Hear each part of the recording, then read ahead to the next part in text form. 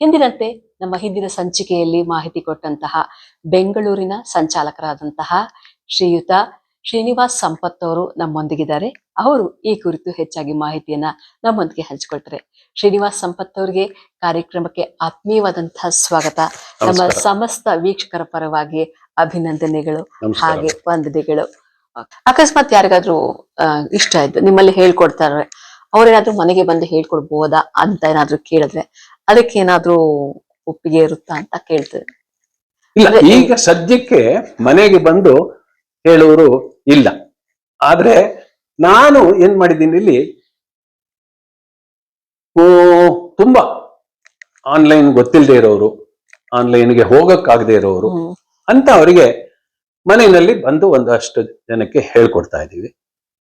ಅದಲ್ಲದೆ ಇನ್ನೆರಡು ಮೂರು ಕಡೆನೂ ಆರಂಭ ಮಾಡ್ಬೇಕು ಅಂತಿದ್ದೀವಿ. ಅದು ಹೇಗೆ ವ್ಯವಸ್ಥೆ ಬೇಕು, ಯಾರ್ಯಾರು ಸಿಗ್ತಾರೆ ಅಂತ ನೋಡ್ಕೊಂಡು ಅದನ್ನ ಖಂಡಿತ ಆರಂಭ ಮಾಡಿದಾಗ ನಾವು ಅದ್ರ ಬಗ್ಗೆ ತಿಳಿಸ್ತೀವಿ. ಏನೇ ಇದ್ರೂ ನಮ್ಮ ಪ್ರಧಾನ ಸಂಚಾಲಕರ ಸಂಖ್ಯೆ 9466653093 ಈ ನಂಬರ್ಗೆ ಸಂಪರ್ಕ ಮಾಡಿ. ಇದನ್ನ ನೀವು ಸ್ಕ್ರೀನ್ ನಲ್ಲೂ ನೋಡ್ಬೋದು. ಅವ್ರು ಸಂಪರ್ಕ ಮಾಡಿದ್ರೆ ಅವರು ಇದ್ರ ಬಗ್ಗೆ ಡೀಟೇಲ್ ಆಗಿ ಹೇಳ್ತಾರೆ. ಹಾಗೆ ತುಂಬಾ ಸಂತೋಷ ಆಯ್ತು. ತರಗತಿಗಳು ನಡೀತಾ ಇದೆ, ಆನ್ಲೈನ್ ಅಲ್ಲಿ ನಡೀತಾ ಇದೆ. ವಿದೇಶದಲ್ಲಿರೋರು ಕೂಡ ನಿಮ್ಮ ತರಗತಿ ಬೇಕಾದ್ರೆ ತಗೋಬಹುದಾ ಅಂತ ವಿದೇಶದಲ್ಲಿ? ಇದು ಆನ್ಲೈನ್ ನಲ್ಲಿ ಇರೋದ್ರಿಂದ ವಿದೇಶಿಯರು ಈಗಾಗಲೇ ಜರ್ಮನಿಯಿಂದ ಸ್ವಲ್ಪ ಜನ, ಅಮೆರಿಕದಿಂದ ಸ್ವಲ್ಪ, ಹೀಗೆ ಸಿಡ್ನಿಯಿಂದ ಈ ತರ ಕೆಲವು ವಿದೇಶಿಯರು ಸೇರಿದ್ದಾರೆ. ಬೇರೆ ಸ್ಟೇಟ್ನವರು, ಬೇರೆ ಪ್ರಾಂತದವರು, ಬೇರೆ ಇವರು ಎಲ್ಲರೂ ಸೇರಿದ್ದಾರೆ. ಅಂದ್ರೆ ಅಷ್ಟು ಹೆಚ್ಚಿನ ಸಂಖ್ಯೆಯಲ್ಲಿ ಇಲ್ಲ ಅಂದ್ರೂ ಇದು ಅಲ್ಲೆಲ್ಲ ಮುಟ್ಟಿದೆ. ಅವರುಗಳು ಎಲ್ಲರೂ ಕಲಿತಾ ಇದ್ದಾರೆ. ಕಲಿತು ತುಂಬಾ ಒಳ್ಳೆಯ ಅನುಭವವನ್ನ ಕಳಿಸಿದ್ದಾರೆ. ಅವರಿಗೆ ಏನಾಗ್ತಾ ಇದೆ ಅಂತ ಅವರು ಇನ್ನಷ್ಟು ಜನನ್ನ ಸೇರಿಸ್ಲಿಕ್ಕೂ ಪ್ರಯತ್ನ ಮಾಡ್ತಾ ಇದ್ದಾರೆ. ಸೊ ಇದು ಆನ್ಲೈನ್ ನಲ್ಲಿ ಇರೋದ್ರಿಂದ ಸೇರಿರೋದು ತುಂಬಾ ಇದೆ. ಇನ್ನು ನಾವು ಅದಕ್ಕೆ ಬಗ್ಗೆ ಪ್ರಯತ್ನ ಮಾಡ್ತಾ ಇದ್ದೀವಿ. ಅದಕ್ಕೆ ಅಷ್ಟೇ ಹೇಳ್ಬೋದು ಈಗ ಸದ್ಯಕ್ಕೆ. ಸುಗೀತ ಜ್ಞಾನ ಯಜ್ಞದಲ್ಲಿ ಭಗವದ್ಗೀತೆ ತರಗತಿಗಳನ್ನ ನಡೆಸ್ತೀರಾ. ಸೊ ಇದಲ್ಲದೆ ಬೇರೆ ಯಾವ ಚಟುವಟಿಕೆಗಳು ಅಥವಾ ಬೇರೆ ಯಾವ ಕಾರ್ಯಕ್ರಮಗಳು ಈ ಟ್ರಸ್ಟ್ ನ ಮುಖಾಂತರ ನಡೆಯುತ್ತೆ ಅಂತ ತಿಳಿಸಬಹುದಾ? ಖಂಡಿತ. ಈಗ ನೀವು ಕೇಳಿದಂಗೆ ಬೇರೆ ಬೇರೆ ಕಾರ್ಯಕ್ರಮಗಳು ಅಂದ್ರೆ, ಒಂದು ಬೆಳಗಿನ ಜಾವ 5:25ರಿಂದ 6:35ರವರೆಗೆ ಸತ್ಸಂಗ ನಡೆಯುತ್ತೆ.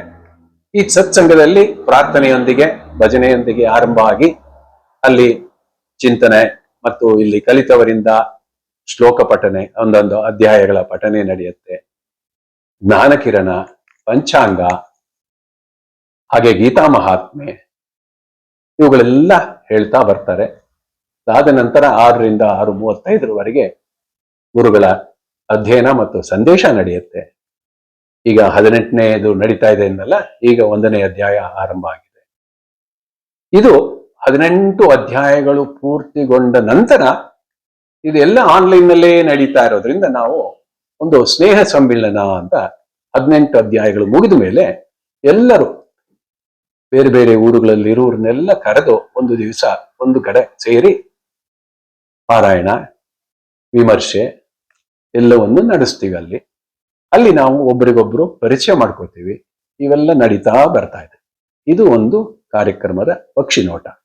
ಇದಲ್ಲದೆ ನಾವೇನ್ ಮಾಡಿದೀವಿ, ಅಲ್ಲಲ್ಲೇ ಒಂದು 5 ಜನ, 10 ಜನ, 20 ಜನ ಸೇರಿ ಒಂದೊಂದು ತಂಡಗಳು, ಪಾರಾಯಣ ತಂಡಗಳು ಅಂತ ಮಾಡಿದೀವಿ. ಈ ಪಾರಾಯಣ ತಂಡಗಳ ಇಬ್ಬರು ಮುಖ್ಯಸ್ಥರು ಇರ್ತಾರೆ, ಒಬ್ರು ಸಹಾಯಕರು ಇರ್ತಾರೆ.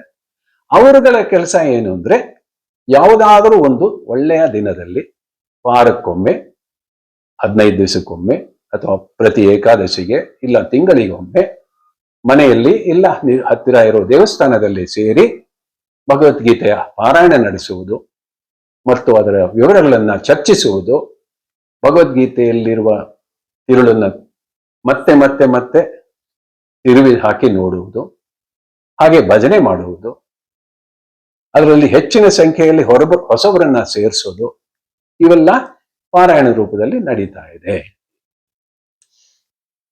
ಈಗ ಕಾರ್ಯಕ್ರಮ ನೋಡ್ತಾ ಇರೋಗೆ ಅಕಸ್ಮಾತ್ ಶಾಲೆಗಳಲ್ಲಿ, ಪ್ರಮುಖವಾಗಿ ಶಾಲೆಗಳಲ್ಲಿ ನಮ್ಗೆ ವಾರಕ್ಕೊಂದಿನ ತರಗತಿ ನಡೆಸ್ಕೊಡ್ಬಹುದಾ ಅಥವಾ ತಿಂಗಳಿಗೊಂದು ತರಗತಿ ನಡೆಸ್ಕೋಬಹುದಾ ಅಂತ ಯಾರಾದ್ರೂ ಶಾಲೆಯಲ್ಲಿ ಇಷ್ಟಪಟ್ಟು ಅವ್ರೇನಾದ್ರೂ ನಿಮ್ಮನಿಗೆ ಸಂಪರ್ಕಿಸಿದೆ ಅಥವಾ ತರಗತಿಗಳೇನಾದ್ರು ನಡೆಸ್ಕೊಡ್ತೀರಾ ಅಂತ ಕೇಳಿ. ಖಂಡಿತ. ಈಗ ಈಗಾಗಲೇ ಹೇಳಿದೆ ಅಂದ್ರೆ ಶಾಲೆಗಳಲ್ಲಿ ನಾವು ಈಗಾಗಲೇ ವಾರಕ್ಕೆ 2 ದಿವಸ ಮತ್ತು ವಾರಕ್ಕೆ 1 ದಿವಸ ಹೇಳಿಕೊಡುವುದನ್ನ ಆರಂಭ ಮಾಡಿದ್ದೀವಿ. ಈಗಾಗಲೇ 2 ಶಾಲೆಗಳಲ್ಲಿ ನಡೀತಾ ಇದೆ. ಹೀಗೆ ಯಾವ ಶಾಲೆಗಳು ಬಂದ್ರು ನಾವು ಶಾಲೆಗಳ ಸಂಪರ್ಕನ ಮಾಡ್ತಾ ಇದೀವಿ. ಯಾರ ಶಾಲೆ ಕೇಳುವವನು ಅದು ನಮ್ಮಲ್ಲಿರುವ ವ್ಯವಸ್ಥೆಯ ಅನುಕೂಲಕರವನ್ನ ನೋಡ್ಕೊಂಡು ನಾವು ಖಂಡಿತ ಕೈ ಜೋಡಿಸಿ ಮಾಡಬೇಕು. ಅದು ನಮ್ಮ ಇಚ್ಛೆ. ಯಾಕೆಂದ್ರೆ ಶಾಲೆಗಳಲ್ಲಿ ಮಕ್ಕಳಿಗೆ ಹೇಳ್ಕೊಡೋದು ಮತ್ತು ಮಕ್ಕಳನ್ನ ಉತ್ತಮ ಪ್ರಜೆಯಾಗಿ ಮಾರ್ಪಡಿಸುವುದು ನಮ್ಮ ಆದ್ಯ ಕರ್ತವ್ಯ ಅಂತ ತಿಳಿದಿದ್ದೀವಿ. ನಾನು ಇದೇನಂದ್ರೆ ಇದು ಬೆಂಗಳೂರಿಗೆ ಮಾತ್ರ ಅನ್ವಯ ಆಗತ್ತಾ ಅಥವಾ ಬೇರೆ ಬೇರೆ ನಮ್ಮ ಜಿಲ್ಲೆಗಳು ಇದೆಯಲ್ಲ ಅಲ್ಲಿ ಎಲ್ಲೆಲ್ಲಿ ನಿಮ್ಮ ಗೀತಾ ಯಜ್ಞ ಜ್ಞಾನ ಯಜ್ಞ ಟ್ರಸ್ಟ್ ಇದೆಯೋ ಅಥವಾ ಸಂಸ್ಥೆಗಳಿದೆಯೋ ಅಲ್ಲೆಲ್ಲ ಮಾಡ್ಲಿಕ್ಕೆ ಸಾಧ್ಯ ಆಗತ್ತಾ? ಬೆಂಗಳೂರಿಗೆ ಮಾತ್ರ ಸೀಮಿತ ಆಗಿದ್ಯಾ? ಈಗ ಸದ್ಯಕ್ಕೆ ಬೆಂಗಳೂರು ಮತ್ತು ಸೌತ್ ಕೆನರಾ ಕಡೆ ಒಂದ್ ಕಡೆ ಇದೆ, ಎಲ್ಲಿ ಅಂತ ಗೊತ್ತಿಲ್ಲ, ಒಂದು ಊರಲ್ಲಿ ಮಾಡ್ತಾ ಇದೀವಿ. ಆಳ್ವಾ ಇನ್ಸ್ಟಿಟ್ಯೂಟ್ ಅಂತಾನೆ ಎಲ್ಲ ಇದರ ಇಚ್ಛೆ ಇದೆ ನಮಗೆ. ಈಗಾಗಲೇ ಹೇಳ್ದಂಗೆ ನಾವು ಮಾಡಬೇಕು, ಶಾಲೆಗಳಿಗೂ ಹೋಗ್ಬೇಕು ಅಂತ ನಮ್ಮ ಗುರಿ ಏನೋ ಇದೆ. ಅಲ್ಲಿ ನಮಗೆ ಸ್ವಲ್ಪ ವ್ಯವಸ್ಥೆ ಬೇಕು, ಅದಕ್ಕೆ ಜನ ಬೇಕು, ಹತ್ತಿರಕ್ಕೆ ಇರ್ಬೇಕು.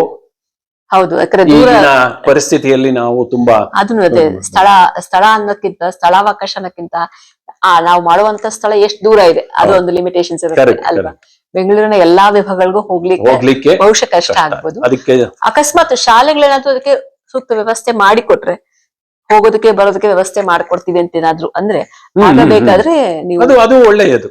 ಹಾಗಿದ್ರೆ ನಾವು ಮಾಡ್ಬೋದು, ಮಾಡೋದಕ್ಕೇನಿಲ್ಲ. ಅದೇ ಯಾವ್ದಾದ್ರು ಶಿಕ್ಷಣ ಸಂಸ್ಥೆಗಳಿಗೆ ಆಸಕ್ತಿ ಇದೆ ಈ ಭಗವದ್ಗೀತೆ ತರಗತಿಗಳನ್ನ ನಡೆಸ್ಕೊಡ್ಲಿ ಅನ್ನೋದೇನಾದ್ರು ನಿಮ್ಮ ಇಚ್ಛೆ ಅಕಸ್ಮಾತ್ ಇದ್ರೆ ನೀವು ಬೇಕಾದ್ರೆ ಸಂಪರ್ಕ ಮಾಡಿ ಎಲ್ಲ ವ್ಯವಸ್ಥೆ ನೀವು ಮಾಡ್ಕೊಡ್ತಿದ್ರೆ ತರಗತಿಗಳನ್ನ ಬೇಕಾದ್ರೆ ಅವ್ರು ನಡೆಸ್ಕೊಡ್ತೀವಿ, ಖಂಡಿತ ನಡೆಸ್ಕೊಡ್ತೀವಿ, ಅದೆಲ್ಲ ಮಾಡ್ತೀವಿ, ಏನು ತೊಂದರೆ ಇಲ್ಲ. ಅದು ಇದೆಲ್ಲ ಉಚಿತವಾಗಿಯೇ ಮಾಡ್ತಾ ಇರೋದು ನಾವು. ಇಷ್ಟೆಲ್ಲ ಸೇವೆ ಎಲ್ಲರೂ ಮಾಡ್ತಾ ಇರೋದು. ನಮ್ಮಲ್ಲಿ ಸುಮಾರು 400ಕ್ಕೂ ಹೆಚ್ಚು ಜನ ಇದಾರಲ್ಲ, ಎಲ್ಲರೂ ಉಚಿತವಾಗಿ ಶ್ರಮದಾನವನ್ನು ಕೊಡ್ತಾ ಇದ್ದಾರೆ ಅವರು. ಇದೇ ವಿಚಾರಕ್ಕೆ ನಾನು ಮಾತಾಡ್ಬೇಕು ಅಂತಿದ್ದೆ. ಇಷ್ಟೊಂದು ದೊಡ್ಡ ಒಂದು ಪ್ರಾಜೆಕ್ಟ್ ಅಂತಾನೆ ಹೇಳ್ಬೋದು ನಾವು ಈ ನಮ್ಮ ಮೆಟೀರಿಯಲಿಸ್ಟಿಕ್ ಭಾಷೆಯಲ್ಲಿ ಹೇಳ್ಬೋದು ಪ್ರಾಜೆಕ್ಟ್ ಅಂತಾನೆ ಹೇಳ್ಬೋದು. ಆದ್ರೆ ಅದರ್ ವೇಸ್ ಅಲ್ಲಿ ತಗೊಂಡಾಗ ಇದೊಂದು ಸೇವೆ. ಓಕೆ, ಇದೊಂದು ಸೇವೆ ಮಾಡ್ತಾ ಇದ್ರ ಈ ಸೇವೆ ಒಬ್ರು ಇಬ್ರಿಂದ ಆಗುವಂತ ಕೆಲಸ ಅಲ್ಲ. ಇದಕ್ಕೆ ಸಮಾನ ಮನಸ್ಕರಿರ್ಬೇಕು, ಸಮಾನ ಆಸಕ್ತಿ ಇರ್ಬೇಕು. ಆ ಆಸಕ್ತಿ ಬಹಳ ಕಾಲದವರೆಗೆ ಉಳಿದಿದ್ರೆ ಮಾತ್ರ ನಡೆಸೋದಿಕ್ಕಾಗಲ್ಲ. ಯಾಕಂದ್ರೆ ಸುಮಾರು ನೀವು ಹೇಳ್ದಾಗ 5 ವರ್ಷ ಆಲ್ರೆಡಿ ಆಗೋಯ್ತು ಅಂತೀರ. ಅಲ್ಲಿಂದ ಇಲ್ಲಿವರೆಗೂ ಇಷ್ಟು ದಿನವರೆಗೂ ನಡ್ಸ್ಕೊಂಡ್ ಬರ್ಬೇಕಂದ್ರೆ ಅದ್ರಲ್ಲಿ ಕೆಲಸ ಮಾಡುವವರ ಪಾತ್ರ ಬಹಳ ಇದೆ. ಈ ಬಗ್ಗೆ ಹೇಳ್ಬೇಕಂದ್ರೆ ನಿಮ್ಗೆ ಹೇಗೆ ಜನ ಹೇಗೆ ಸ್ಪಂದಿಸ್ತಾ ಇದಾರೆ, ಹೇಗೆ ವಾಲಂಟಿಯರ್ ಕೆಲಸ ಮಾಡ್ತಿದ್ದಾರೆ, ನೀವು ಅವ್ರಿಗೆ ಏನಾದ್ರು ರೆಮ್ಯುನರೇಷನ್ ಅಂತ ಕೊಡ್ತಾ ಇದ್ದೀರಾ, ಹೇಗೆ ವರ್ಕ್ ಆಗ್ತಿದೆ ಅಂತ ತಿಳ್ಕೊಬೋದಾ? ಖಂಡಿತ. ಅಲ್ಲಿ ಒಂದು ಈ ಭಗವದ್ಗೀತೆನೇ ಆತರ ಏನಂದ್ರೆ, ಒಂದು ಸರಿ ಈ ಭಗವದ್ಗೀತೆ ಒಳಗೆ ನೀವು ಇಳಿದು ಆಳವಾಗಿ ಇದರ ಬಗ್ಗೆ ಅಧ್ಯಯನ ಮಾಡಿದರೆ ನಿಮಗೆ ಅನ್ಸುತ್ತೆ ನಾನು ಏನಾದ್ರೂ ಒಂದು ಒಳ್ಳೆ ಕೆಲಸ ಮಾಡ್ಬೇಕು ಅಂತ. ಈ ಒಳ್ಳೆ ಕೆಲಸ ಮಾಡ್ಬೇಕು ಅನ್ನೋದು ಹೇಗೆ ಬಂತೋ ಅವರೆಲ್ಲ ನಮ್ಮಲ್ಲಿ ಸೇರ್ಕೊಂಡು ನಾನು ಶಿಕ್ಷಕಿಯಾಗಿ ಕೆಲಸ ಮಾಡ್ತೀನಿ, ನಾನು ಟೆಕ್ನಿಷಿಯನ್ ಆಗಿ ಕೆಲಸ ಮಾಡ್ತೀನಿ, ನಾನು ವಿಡಿಯೋ ಎಡಿಟ್ ಮಾಡ್ತೀನಿ, ನಾನು ಫೋಟೋ ಮಾಡ್ತೀನಿ, ನಾನು ಈ ಪೇಪರ್ ರೆಡಿ ಮಾಡ್ತೀನಿ, ಇದಕ್ಕೆ ಬೇಕಾದ ಇದನ್ನ ಮಾಡ್ತೀನಿ. ಈ ತರ ಒಬ್ಬೊಬ್ರು ನಮ್ಮಲ್ಲಿ ಕಲಿತವರೇ ಬಂದು ಸಂಯೋಗದಿಂದ ತುಂಬಾ ಚೆನ್ನಾಗಿ ವ್ಯವಸ್ಥಿತವಾಗಿ ಮಾಡ್ತಾ ಇದ್ದಾರೆ. ನಮ್ಮಲ್ಲಿ ಮಾತ್ರ ಶಿಸ್ತು ಪಾಲನೆಗೆ ಮೊದಲ ಆದ್ಯತೆ, ಸಮಯ ಶಿಸ್ತು ಮತ್ತು ಕಾರ್ಯದಲ್ಲಿ ಶಿಸ್ತು ಬೇಕಿದೆ. ಅದನ್ನ ತುಂಬಾ ಚೆನ್ನಾಗಿ ನಡೆಸ್ಕೊಡ್ತಾ ಇದ್ದಾರೆ. ಈಗಾಗಲೇ 500 ಜನ ನಮ್ಮ ಹಿಂದೆ ಕೆಲಸ ಮಾಡ್ತಾ ಇರೋರು ಇದ್ದಾರೆ. ಅವರು ಎಲ್ಲೇ ಹೋದ್ರು ನೀವು ನೋಡಿರ್ಬೋದು, ಬೆನ್ನ ಹಿಂದೆ ಕೆಲಸ ಮಾಡೋರು ತುಂಬಾ ಮುಖ್ಯ. ಯಾಕೆಂದ್ರೆ ಅದಕ್ಕೆ ಮನುಷ್ಯನಿಗೆ ಬೆನ್ನೆಲುಬು ಹಿಂದೆ ಕೊಟ್ಟಿದ್ದಾನೆ ಅಂತ. ಬೆನ್ನೆಲುಬು ಇಲ್ಲದೆ ನಾವು ಏನ್ ಕೆಲಸನೂ ಮಾಡ್ಲಿಕ್ಕೆ ಆಗೋದಿಲ್ಲ. ಅದೇ ರೀತಿ ಸುಮಾರು ಜನ ತಾಯಂದಿರು, ಪುರುಷರು, ಸುಮಾರು ಜನ ನಮಗೋಸ್ಕರ ಕೆಲಸ ಮಾಡೋಕ್ಕೆ ಸಿದ್ಧರಾಗಿ ಮಾಡ್ತಾ ಇದ್ದಾರೆ. ಇನ್ನು ಹೆಚ್ಚು ಸಂಖ್ಯೆಯಲ್ಲಿ ಬರ್ತಾ ಇದ್ದಾರೆ. ಅದನ್ನ ಇಟ್ಟುಕೊಂಡು ನಾವು ಮುಂದೆ ಹೇಗೆ ಹೋಗ್ಬೇಕು, ಈ ಗೀತಾ ಜ್ಞಾನವನ್ನ ಹೇಗೆ ಹಂಚಬೇಕು ಅನ್ನೋದನ್ನ ಆಲೋಚನೆ ಮಾಡಬೇಕಾಗಿದೆ. ಸೊ ಇಲ್ಲಿವರೆಗೂ ನಾವು ತರಗತಿಗಳು ಹೇಗೆ ನಡೆಯುತ್ತೆ, ಅದಕ್ಕೆ ಸಂಬಂಧಪಟ್ಟಂತ ಚಟುವಟಿಕೆಗಳೇನು, ಬೇರೆ ಚಟುವಟಿಕೆಗಳೇನು, ಹಾಗೆ ಗೀತೆಯನ್ನೇ ಆರಿಸಿಕೊಳ್ಳುವಂತ ಉದ್ದೇಶ, ಈ ವಿಚಾರಗಳನ್ನೆಲ್ಲ ತಿಳ್ಕೊಂಡ್ವಿ. ಹಾಗೆ ಮುಂದೆ ಈ ಕಾರ್ಯಕ್ರಮವನ್ನ ನೀವು ಮುಂದೆ ಬೇರೆ ಏನ್ಯಾವ್ದ ಕಾರ್ಯಕ್ರಮಗಳನ್ನ ಅಳವಡಿಸ್ಕೋಬೇಕು ಅಂತಿದ್ದೀರಾ ಅಥವಾ ಮುಂದೆ ಹೇಗೆ ನಡ್ಸ್ಕೊಂಡು ಹೋಗ್ಬೇಕು ಅಂತ ಯೋಚನೆ ಮಾಡಿದ, ಅದ್ರ ಬಗ್ಗೆ ಏನಾದ್ರೂ ಮಾಹಿತಿ ಕೊಡಬಹುದಾ? ಅಲ್ಲಿ ಇನ್ನೇನು ಅಂದ್ರೆ ಇದನ್ನೇ ಮಾಡ್ತಾ ಇದ್ರೆ ಕೆಲವು ಕೆಲವು ಬಂತು ಏನಂದ್ರೆ, ನಾವು ಕಷ್ಟದಲ್ಲಿದ್ದೀವಿ, ಸ್ವಲ್ಪ ಸಹಾಯ ಮಾಡ್ಬೋದಾ, ಏನೇನೋ ಒಂದು 2-3 ವಿಷಯಗಳು ಬಂತು. ನಮ್ಮಲ್ಲಿ ಈಗ ಕಾಣಿಕೆ ಅಂತ ಕೊಡ್ತಾರೆ. ನಾವು ಉಚಿತವಾಗಿ ಮಾಡ್ತಾ ಇದ್ರು ನಾವೆಲ್ಲಾದ್ರೂ ಹೋದಾಗ ಒಂದ್ ಸ್ವಲ್ಪ ಕಾಣಿಕೆ ಅಂತ ಕೊಡ್ತಾರೆ, ಏನೋ ಒಂದಷ್ಟು ದುಡ್ಡುಗಳು ಬರುತ್ತೆ. ಆಮೇಲೆ ಪುಸ್ತಕ ಮಾರಾಟ ಎಲ್ಲ ಇರೋದು ಅಲ್ಲಿಂದ ಒಂದೊಂದು ಸ್ವಲ್ಪ ಅಲ್ಲಿ ಅಲ್ಪ ಇದ್ರಲ್ಲಿ ಒಂದ್ ಸ್ವಲ್ಪ ಬಂದಿದ್ದ ಹಣದಲ್ಲಿ ನಾವು ಈಗ ಸೇವಾ ಕಾರ್ಯ ಅಂತ ಶುರು ಮಾಡಿದ್ದೀವಿ. ಈ ಸೇವಾ ಕಾರ್ಯದಲ್ಲಿ ನಾವು ಏನ್ ಮಾಡ್ತಾ ಇದೀವಿ ಅಂದ್ರೆ, ಮುಖ್ಯವಾಗಿ ತುಂಬಾ ಬೇಕಾಗಿರುವವರಿಗೆ ಅವ್ರಿಗೆ ಏನ್ ಬೇಕು ಅದನ್ನ ತಲುಪಿಸ್ಬೇಕು. ಅಂದ್ರೆ ಒಂದು ಮನೆ ಕೆಟ್ಟೋಗಿರ್ಬೇಕು, ಮನೆ ರಿಪೇರಿ ಮಾಡಬೇಕು, ಅದನ್ನ ದುರಸ್ತಿ ಮಾಡಬೇಕು, ಅಥವಾ ಮಕ್ಕಳಿಗೆ ಓದಕ್ಕೆ ಸಹಾಯ ಮಾಡಬೇಕು, ಆರೋಗ್ಯದ ಸಮಸ್ಯೆ ಇರುವವರಿಗೆ ಅವರಿಗೆ ಯಾವುದು ತೋಚ್ತಾ ಇಲ್ಲ ಅಂತವರಿಗೆ ನಾವು ಸಹಾಯ ಮಾಡಬೇಕು ಅನ್ನೋ ತರ ಒಂದು ಸೇವಾ ಕಾರ್ಯವನ್ನ ಈ ವರ್ಷದಿಂದ ನಾವು ಹಮ್ಮಿಕೊಂಡಿದ್ದೇವೆ. ಅಂದ್ರೆ ನಾವು ಮನುಷ್ಯನಿಗೆ ನಾವು ಕಷ್ಟದಿಂದ ಹೊರಬರಬೇಕು ಅಂತ ಹೇಳೋದು ದೊಡ್ಡ ವಿಚಾರ ಆಗೋಗ್ಬಿಡುತ್ತೆ. ನಾವು ಸಂಭಾಳಿಸ್ಕೋಬೇಕು ಅನ್ನೋದು ದೊಡ್ಡದಾಗತ್ತೆ.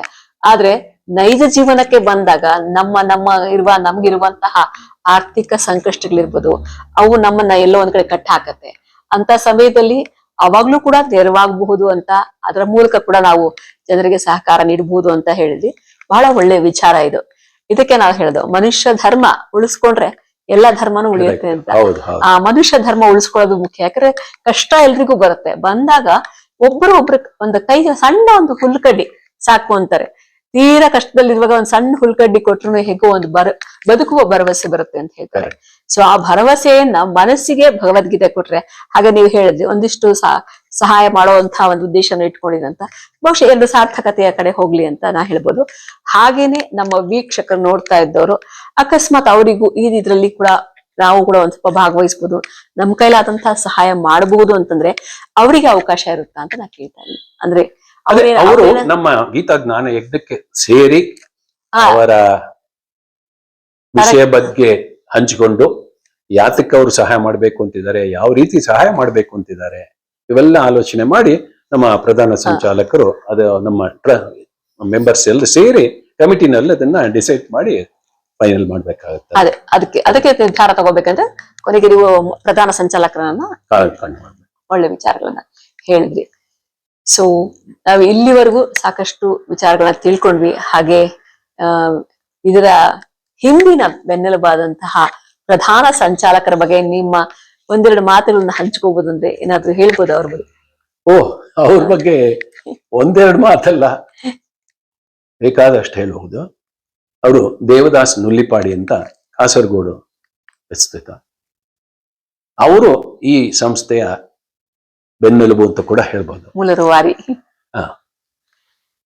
ಅವರು ಎಷ್ಟು ಕೆಲಸ ಮಾಡ್ತಾ ಇದ್ದಾರೆ ಅಂದ್ರೆ ಅವ್ರಿಗೆ ಇರುವ 24 ಗಂಟೆ ಕೂಡ ಸಾಲದು, ಆತರ ಮಾಡ್ತಾರೆ. ಶಿಸ್ತಿನ ವ್ಯಕ್ತಿ, ಯಾರೇ ಏನೇ ಇರ್ಲಿ ಶಿಸ್ತು ಮುಖ್ಯ ಅವರಿಗೆ. ಹಾಗೇನೆ ಅದರಿಂದನೇ ನಮಗೆ ಈ ಗೀತಾಜ್ಞಾನ ಯಜ್ಞ ಚೆನ್ನಾಗಿ ನಡ್ಕೊಂಡ್ ಬರೋದಕ್ಕೂ ಅವರಿಂದ ತುಂಬಾ ಅನುಕೂಲ ಆಗಿದೆ. ಅವರು ಮಹಾನ್ ವ್ಯಕ್ತಿ ಅಂತ ಹೇಳಲಿಕ್ಕೆ ತುಂಬಾ ಇಷ್ಟಪಡ್ತೀನಿ. ತುಂಬಾ ಸಂತೋಷ ಆಯ್ತು. ಸಾಕಷ್ಟು ವಿಚಾರಗಳನ್ನ ತಿಳಿಸ್ಕೊಟ್ಟಿದ್ದೀರಾ. ಹಾಗೆ ತರಗತಿಗಳಿರ್ಬೋದು, ಪಾರಾಯಣ ನಡೆಸೋದಿರ್ಬೋದು, ಅಥವಾ ಸತ್ಸಂಗಗಳು, ಸ್ನೇಹ ವಿನಿಲ ಅಂತ ಹೇಳಿದ್ರಿ. ಇಷ್ಟು ಕಾರ್ಯಕ್ರಮಗಳು ಗೀತಾ ಯಜ್ಞದ ಭಾಗವಾಗಿದೆ. ಹಾಗೆ ಮುಂಬರುವ ದಿನಗಳಲ್ಲಿ ಇದನ್ನ ನಾವು ವಿಸ್ತರಿಸ್ಕೊಂಡು ಹೋಗ್ಬೇಕು ಅಂತ ಹೇಳಿದ್ದೀರಾ. ಅಷ್ಟೇ ಅಲ್ಲದೆ ನೀವು ಒಂದಿಷ್ಟು ಸಣ್ಣದಾದ ಸೇವೆ, ಸಮಾಜ ಸೇವೆಯನ್ನು ಕೂಡ ಕಾರ್ಯಕ್ರಮದ ಭಾಗವಾಗಿ ಮಾಡ್ಕೋಬೇಕಂತ ಇದ್ದೀರಾ. ಈ ಎಲ್ಲಾ ಕಾರ್ಯಕ್ರಮಗಳು ನೀವೇನ್ ಹಮ್ಮಿಕೊಂಡಿದ್ರ ಇದು ಇನ್ನಷ್ಟು ಚೆನ್ನಾಗಿ ನಡೀಲಿ, ಇನ್ನೂ ಸಾಕಷ್ಟು ಜನರನ್ನ ತಲುಪಲಿ ಅಂತ ನಾನು ಆಶಿಸ್ತೀನಿ. ಹಾಗೆ ನೋಡ್ತಾ ಇರೋರು ಕೂಡ ಇದಕ್ಕೆ ನಿಮ್ಮ ಪ್ರೋತ್ಸಾಹ, ನಿಮ್ಮ ಸಹಾಯ ಕೂಡ ಅಗತ್ಯ ಇದೆ. ಏನ್ ಸಹಾಯ ಅಂತಂದ್ರೆ ಬೇರೆ ಏನಿಲ್ಲ, ಯಾವುದೇ ರೀತಿಯ ಕಾಣಿಕೆ ಆ ತರದ್ದೆಲ್ಲ ಏನು ಎಕ್ಸ್ಪೆಕ್ಟ್ ಮಾಡ್ತಿಲ್ಲ. ಒಂದೇ ಏನಂದ್ರೆ ಈ ಒಂದು ಸದುದ್ದೇಶವನ್ನ ಹೆಚ್ಚು ಜನರಿಗೆ ಹಂಚ್ಕೊಂಡ್ರೆ ಸಾಕಾಗುತ್ತೆ. ಹಾಗೆ ಹೆಚ್ಚು ಜನರಿಗೆ ತಲುಪಿಸಿ ಅವರು ಕೂಡ ಇದ್ರ ಪ್ರಯೋಜನ ಪಡ್ಕೊಳ್ಳಿ ಅಂತ ಅಷ್ಟೇ ಇದೆ. ಏನಂದ್ರೆ ಜನರನ್ನ ಒಬ್ಬರಿಂದ ಒಬ್ಬರಿಗೆ ಪ್ರಯೋಜನ ಪಡಿಬೇಕಷ್ಟೇ, ಇನ್ನೇನು ಇಲ್ಲ. ಗೀತೆಯನ್ನ ಕಲಿಯೋತು ಅವರು ಒಂದು ಸಂಸ್ಕಾರವನ್ನ ಕಲ್ತ್ಕೊಂಡ್ರೆ, ಅಥವಾ ಅವರಿಗೊಂದು ಮನಸ್ಸಿಗೆ ಶಾಂತಿ ಸಿಕ್ಕರೆ, ಅಥವಾ ಅವರಲ್ಲಿರುವಂತಹ ಸಂಕಷ್ಟಗಳನ್ನ ಎದುರಿಸುವಂತಹ ಮನೋಸ್ಥೈರ್ಯ ಸಿಕ್ಕರೆ ಸಾಕು ಅನ್ನೋದೇ ಉದ್ದೇಶ. ಬೇರೆ ಯಾವುದೇ ರೀತಿಯ ಉದ್ದೇಶಗಳು ಈ ಗೀತಾ ಜ್ಞಾನ ಟ್ರಸ್ಟ್ಗೆ ಇರೋದಿಲ್ಲ. ಹಾಗಾದಂತ ಆ ಒಂದು ಯಾವುದೇ ನಿಸ್ವಾರ್ಥ ಸೇವೆ ಏನ್ ನಡೀತದೆ, ಇದ್ರ ಹಿಂದೆ ಎಷ್ಟು ಜನ ಕೆಲಸ ಮಾಡ್ತಾ ಇದ್ದಾರಲ್ಲ, ಆ ಕೆಲಸ ಮಾಡೋರ ಒಂದು ಸೇವೆಯ ಒಂದು ಶ್ರಮದ ಸಾರ್ಥಕತೆಯ ಫಲ ಎಲ್ರಿಗೂ ಸಿಗ್ಬೇಕು ಅನ್ನೋದೇ ಆಶಯ. ಆ ಇದ್ರಲ್ಲಿ ನೀವು ಸಹಕರಿಸಿ ಅಂತ ಕೇಳ್ತಾ, ಇಲ್ಲಿವರೆಗೂ ನಮ್ಮೊಟ್ಟಿಗೆ ಇದ್ದು ಸಾಕಷ್ಟು ವಿಚಾರಗಳನ್ನ ತಿಳಿಸ್ಕೊಟ್ಟಂತಹ ಬೆಂಗಳೂರಿನ ಗೀತಾ ಜ್ಞಾನ ಯಜ್ಞ ಟ್ರಸ್ಟ್ ನ ಸಂಚಾಲಕರಾದಂತ ಶ್ರೀನಿವಾಸ್ ಸಂಪತ್ ಅವರಿಗೆ ಕನ್ನಡ ಸಿರಿ ಮತ್ತೆ ಕನ್ನಡ ಸಿರಿಯ ವೀಕ್ಷಕರ ಪರವಾಗಿ ಹೃತ್ಪೂರ್ವಕವಾದಂತಹ ಧನ್ಯವಾದಗಳನ್ನ ನಾನು ತಿಳಿಸ್ತಾ ಇದ್ದೀನಿ. ಧನ್ಯವಾದಗಳು ಶ್ರೀದೇವಿಗೆ. ಮತ್ತೆ ಭೇಟಿಯಾಗೋಣ. ನಾನು ಕೂಡ ಹೇಳ್ತೇನೆ, ಮುಂದಿನ ಸಂಚಿಕೆಯಲ್ಲಿ ಮತ್ತೆ ಭೇಟಿಯಾಗೋಣ ಅಂತ ಹೇಳ್ತಾ, ಇದು ಕನ್ನಡ ಸಿರಿ, ಕನ್ನಡ ಮನಸ್ಸುಗಳಿಗಾಗಿ ಮಾಡಿದಂತಹ ಚಾನಲ್. ಹಾಗೆ ಇಲ್ಲಿ ವಿಚಾರಗಳು ಪ್ರಚಾರಕ್ಕೋಸ್ಕರ ಅಲ್ಲ, ಇದು ಬರೀ ವಿಚಾರಗಳನ್ನ ವಿನಿಮಯ ಮಾಡ್ಕೊಳ್ಳೋದಕ್ಕೆ, ಹಾಗೆ ಎಲ್ರಿಗೂ ಸಹಕಾರಿಯಾಗ್ಲಿ. ನಮ್ಮ ಕನ್ನಡತನ, ನಮ್ಮ ಕನ್ನಡಿಗರ ಸಾಧನೆಗಳಿರ್ಬೋದು, ನಮ್ಮ ಕನ್ನಡದ ವಿಚಾರಗಳಿರ್ಬೋದು, ಅಥವಾ ನಮ್ಮ ನಾಡಿನ ಹಲವಾರು ರೀತಿಯ ವಿಚಾರಗಳಿರ್ಬೋದು, ಈ ಎಲ್ಲ ವಿಚಾರಗಳನ್ನ ತಿಳಿಸಿಕೊಡುವಂತಹ ಒಂದು ಚಾನಲ್ ಕನ್ನಡ ಸಿರಿ. ಇದರ ಉದ್ದೇಶ ವಿಚಾರ ವಿನಿಮಯ, ಮನರಂಜನೆ ಮತ್ತೆ ಮನಸ್ಸಿಗೆ ನೆಮ್ಮದಿ, ಇವಿಷ್ಟೇ ವಿಚಾರಗಳಾಗಿರುತ್ತೆ. ಯಾವುದೇ ಪ್ರಚಾರಕ್ಕೆ ಅವಕಾಶ ಇರೋದಿಲ್ಲ ಅಂತ ಹೇಳ್ತಾ ಇವತ್ತಿನ ಸಂಚಿಕೆನ ಮುಗಿಸ್ತಾ ಇದೀನಿ. ಮತ್ತೆ ಭೇಟಿಯಾಗೋಣ. ಎಲ್ರಿಗೂ ನಮಸ್ಕಾರ. ನಮಸ್ಕಾರ.